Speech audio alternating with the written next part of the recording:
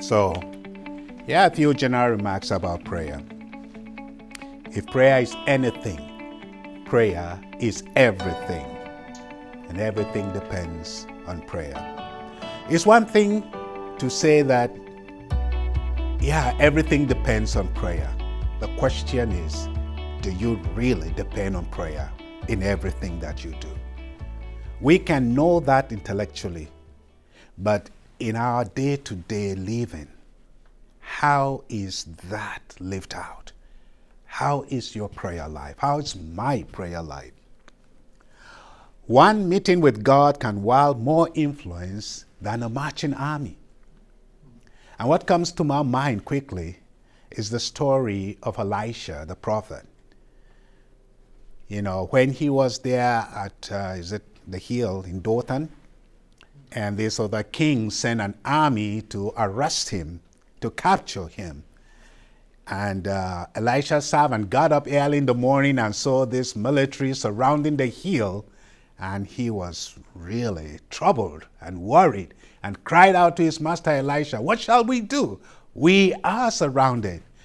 And Elisha said, "Take it easy." And all that Elisha did was to whisper a prayer and say, "Lord, open his eyes so that he would see." And when the Lord opened the servant's eyes, he saw the army of God that was initially invisible to him, surrounding the hill. And I believe he was no longer afraid. And when these soldiers advanced to capture Elisha, all he did was to whisper a prayer. "Lord, make these people blind." All right? And all of them, the soldiers, became blind. I mean, have you seen blind soldiers before? I mean, they had no option but to take orders from Elisha. "Oh, you missed the way. Let me lead you to where you need to go." Of course, all of them are blind. They cannot see. They have to follow Elisha. And he got them right into Samaria. And then he prayed, "Lord, open their eyes." And their eyes were open and saw themselves in Samaria, surrounded by the Israelite armies. The battle is over. All right? One person, using the weapon of prayer, he fought a whole army. And I believe that record is there, not just for information that it only happened only one time during the time of Elisha and it could never happen again. I don't believe that. I believe it can still happen today. And I believe it's happening in many different situations. Amen. Only that we don't get to hear all about it. And God is still using the weapon of prayer to fight the enemies. Satan trembles when he sees the weakest Christian on his knees. You don't have to be physically strong. You don't have to be theologically trained. You don't have to have 100 or 50 years of ministry experience. You know, all you need to acknowledge is that you have no power of your own, and you are calling on the Lord, the God of all creation. And when you call upon him, you have the power to overcome anything. The truth is that there is none of us in our physical existence that is as strong as Satan. Remember who Satan is. That's Lucifer. He was number 2 or next to God. And even when he was kicked out of heaven, God did not withdraw the power and all the influence that he had. And that's why he still goes around doing the things that he is doing. Because God did not withdraw that power. God could have done it, but he didn't even have to, because Satan cannot match God's power at all. All right? But you and I, there's no way we can contend with Satan on our own. But when we are connected with God, then we have power over Satan and over the demons and over all his antics. So unless we remain connected to God, we cannot overcome or destroy the works of the evil one. And so that's why it's important. And how do you stay connected with God in order to overcome the works of the evil one? Again, you will find out it's through our prayer life, through our relationship with God. When it is hardest to pray, pray the hardest. Well, do you know that prayer is such an area, as I had said earlier, that Satan attacks more than anything else? How many of us, when we get to pray on our own, before you even get far into your prayer, you begin to have destructive thoughts? How many of us? You experience that? I believe, I do, even up to today.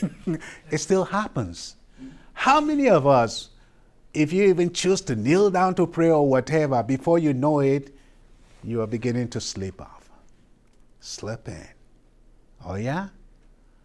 But here you are, you can sit down and watch a movie for 2 hours without blinking an eye. But try to pray for 5 minutes, 10 minutes, what happens? You know, so I think we just think about these things as if it's just normal. It's not normal. There is something behind all of that. And unless we understand that it is a spiritual battle, we will not be able to face it right and deal with it. So that's why when it is hard to pray, because you are being attacked by the evil one, bringing all those thoughts, bringing sleepiness in your mind and everything. If you are not careful and you understand that this is a spiritual warfare, you're going to give up and say, well, let me just sleep. Oh, well, okay, let me just carry on with my thoughts. But when you realize that this is an attack, then you would have to rebuke the evil one and pray anyway. There are some people who say, I don't feel like praying. Well, you don't have to feel like praying. It's a command to pray. Pray anyway. I talk about, when you are sick, you don't like food. Many times it happens like that. Food doesn't taste good. You don't like it. Oh, will the doctor or would your family member say, okay, because you don't feel like eating food, okay, just leave it. Is that what happens? Even doctors have devised ways to still get some food into your system when you don't want it, because you need it. Okay, you don't have to feel like eating. You must eat in order to survive. And that's what it is with prayer. When it comes to this and you say you don't feel like, I don't feel like going to the prayer meeting, I don't feel like, no, you need to go, because it's your very life. It is your very life. And many times when you do obey and go, eventually what you didn't feel like, what you didn't want, you eventually enjoy it and you see God come through. So let's keep that in mind. Nothing is beyond the scope of prayer that is not beyond the will of God. In that sense, anything that is the will of God, you can pray that through. If it is God's will to move a whole mountain from Illinois to some other place, if it is God's will, you can pray that and it will happen. Unless it is not God's will. So there's nothing that is impossible with God.